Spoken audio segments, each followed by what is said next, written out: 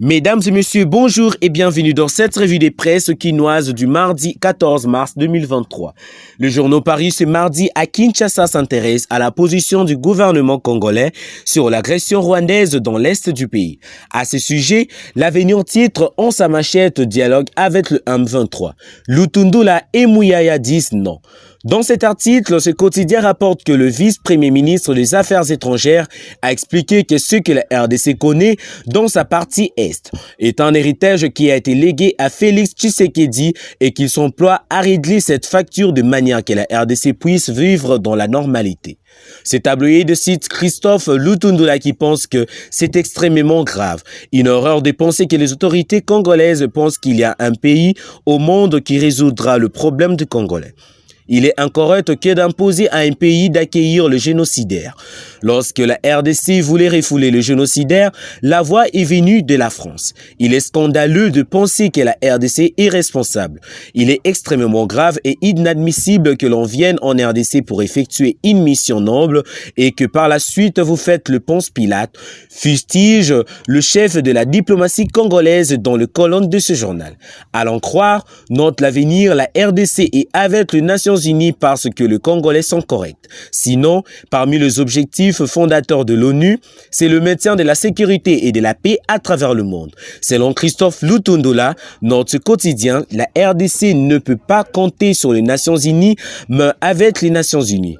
Est-ce que le pays membre permanent du Conseil de sécurité manque de moyens pour imposer la paix au Congo? Non.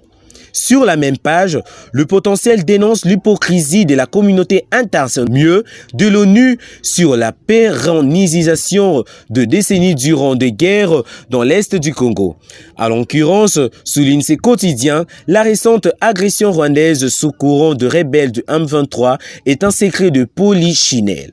Ce portail estime que le propos de membres du Conseil de sécurité des Nations Unies lors de leur récente visite à Kinshasa puis à Goma a sorti de la tentative d'attribution de rôle sont perçus par le Congolais comme du ponce-pilatisme. Dans tous les cas, indique ce journal, l'ONU ne saura faire le Ponce Pilate face à l'histoire. Sinon, souligne ces tabloïds, les Congolais sont en droit de demander de la lumière sur l'auteur ou les auteurs de l'exigence de l'ouverture d'un couloir humanitaire pour recevoir le génocidaire rwandais sur leur sol en 1994, dès lors que ce scénario a été le déclic de la déstabilisation sécuritaire dans l'est de la RDC. C'est donc, précise ce journal, les responsabilités respectives doivent être rappelées autant que les FARDC doivent assurer l'intégrité territoriale du pays et combattre les groupes armés, ce qu'elles font déjà avec abnégation.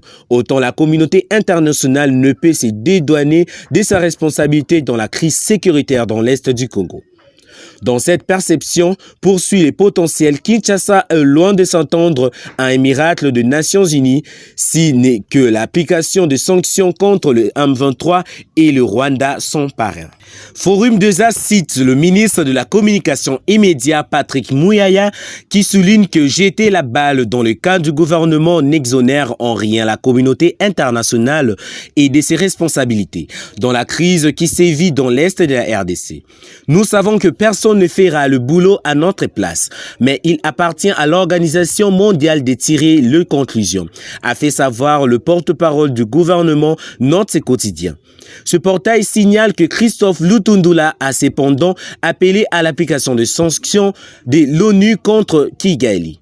Selon ce journal, la RD Congo plaide aussi pour le renforcement du mandat de la MONUSCO face aux terroristes du M23 qui n'en font qu'à leur tête. Si on veut réellement redorer l'image ternie de la MONUSCO, il faut procéder par de réajustements.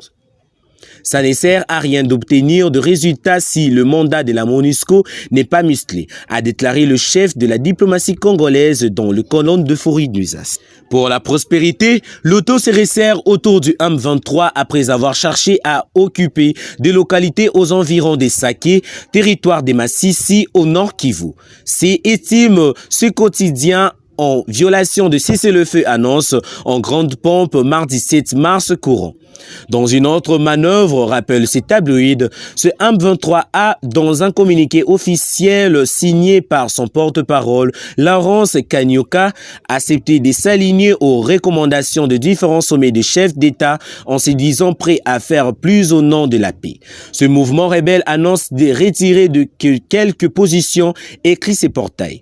Il s'agit des Karuba, Mouré, Nyamitima, Nyankogano, Kiulu et leurs environs. Ils invitent la force régionale des l'EAC et le commandant du mécanisme ad hoc à venir prendre en charge ces postes. Dans les 10 communiqués, rappelle la prospérité, le M23 a indiqué que c'est dans le but d'honorer ses engagements pris au mini-sommet de chefs d'État régionaux qu'il a posé ces gestes. Selon ce quotidien, cette décision intervient après que les FARDC ont réussi à repousser ces terroristes lors des affrontements ayant opposé des belligérants aux alentours de Saké en territoire des Massissi. Au cours de ce combat, poursuit ces portails, 3 civils ont trouvé la mort et 4 autres grièvement blessés par de bombes lancées par l'ennemi dans le groupement Kamuronza en chefferie des Baoundé.